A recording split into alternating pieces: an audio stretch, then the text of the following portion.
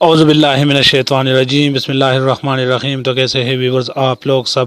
امید کرتا ہوں آپ لوگ سب خیریت سے ہوں گے۔ احساس ایمرجنسی کیش کے حوالے سے ایک اور نئے اور دلچسپ ویڈیو کے ساتھ دوبارہ آپ لوگوں کی خدمت میں حاضر ہوں۔ جیسا کہ آپ لوگوں کو معلوم ہے کہ کورونا متاثرین میں 12,000 روپے کا امدادی رقم تقسیم ہو رہا ہے۔ بہت سارے متاثرین کو پیسے مل چکے ہیں اور بہت سے لوگ اسی انتظار میں ہیں کہ کب ہمیں ملیں گے۔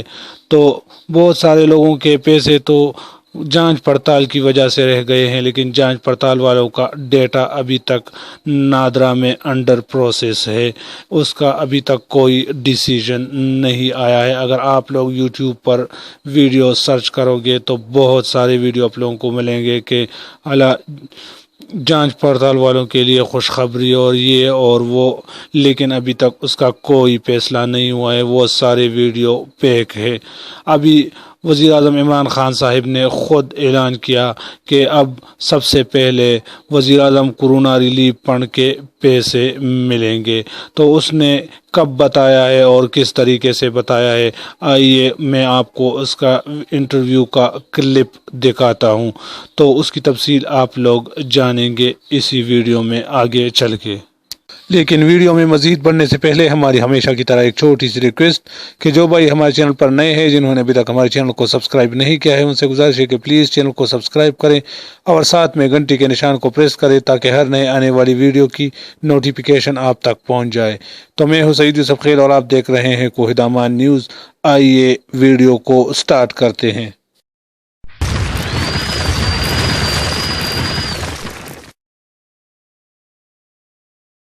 مزدوروں کے لیے جو مجھے سب سے زیادہ احساس ہے کہ ہمارے لوگ جو بے روزگار ہوئے ہیں، میرا جو پرائم منسٹر کا جو ریلیف فنڈ ہے، جس طرح میں نے پچھلی باری آپ کو بتایا، اس کا صرف اور صرف مقصد یہ ہے کہ جو لوگ ہماری ویب سائٹ کے اوپر بتا دیں گے کہ جی میں بے روزگار ہوا ہوں اس دور کے اوپر، اور صرف ایک بتا دیں گے کدھر کام کرتا تھا بے روزگار ہوا ہوں، تو ان کو بھی میں اپنے فنڈ سے پیر سے منڈے سے کیش ٹرانسفر کر رہا ہوں، جس طرح کے احساس پروگرام کے ذریعے کیے جا رہے ہیں۔ تو میری پیر سے جو ہماری اب تک آ چکے ہیں، ہمیں ان لوگوں کے ثبوت آ چکے ہیں، ہم نے ویریفائی کیے ہیں، ہمارے پاس ڈیٹا ہے نادرا کا، ہم چیک کرتے ہیں، وہ چیک کر کے جو کوالیفائی کر چکے ہیں ان کو منڈے سے پیسہ ملنا شروع ہو جائے گا جو پرائم منسٹر ریلیف فنڈ سے۔